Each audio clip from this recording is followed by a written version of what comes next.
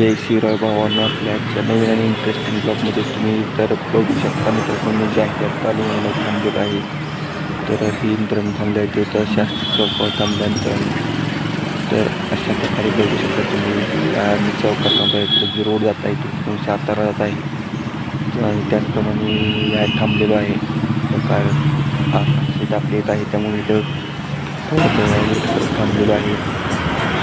तर मित्रांनो कॉलेजला निघालो तर अशा प्रकारे ते थांबले बघू शकता तुम्हाला डोअरमध्ये एकदम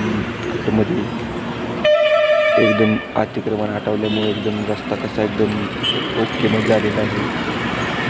बघू शकता एकदम टॉपमध्ये मित्रांनो विषय हार्ड आहे.